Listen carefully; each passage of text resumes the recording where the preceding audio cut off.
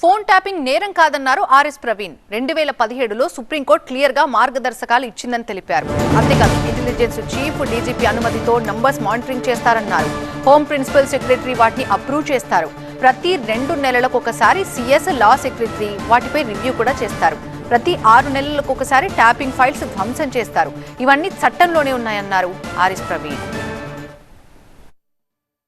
అదేవిధంగా supreme court people's union for civil liberties versus union of India 1997, అదేవిధంగా justice K S Puttaswamy versus union of India 2017లో చాలా స్పష్టంగా మార్గదర్శకాలు ఇచ్చింది. టెలిఫోన్ ట్యాపింగ్ అనేది చీఫ్ ఆఫ్ ఇంటెలిజెన్స్ ఆయన డీజీపీకి రాస్తాడు, నేను ఈ నెంబర్లు ట్యాప్ చేస్తున్నా, ఎందుకు చేస్తున్నా అని చెప్పేసి. ఆ డీజీపీ తీసుకుపోయి ప్రిన్సిపల్ సెక్రటరీ హోమ్ ముందర పెడతాడు.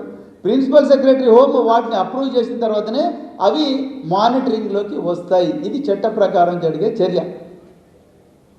ప్రతి 2 నెలలకు ఒకసారి చీఫ్ సెక్రటరీ గారు, లా సెక్రటరీ గారు, జిఏడి సెక్రటరీ గారు ఈ ముగ్గురు కలిసి ఇవి నిజంగా కరెక్ట్గా జరిగినాయా జరగలేదా, వీటికి పెట్టిన కారణాలు కరెక్టా కాదని మరి వెరిఫై చేస్తారు. వెరిఫై చేసి వాటిని అప్రూవ్ చేస్తారు, లేకపోతే డిసప్రూవ్ చేస్తారు. ప్రతి 6 నెలలకు ఒకసారి ట్యాపింగ్ చేసిన రికార్డులను ధ్వంసం చేయాలని చట్టమే చెప్తున్నది. ఆ మార్గదర్శకాలే చెప్తున్నాయి. దానికి కూడా కమిటీ ఉంటుంది. కమిటీ ఆధ్వర్యంలోనే ఒక ధ్వంసం చేసే టీంను తయారు చేస్తారు.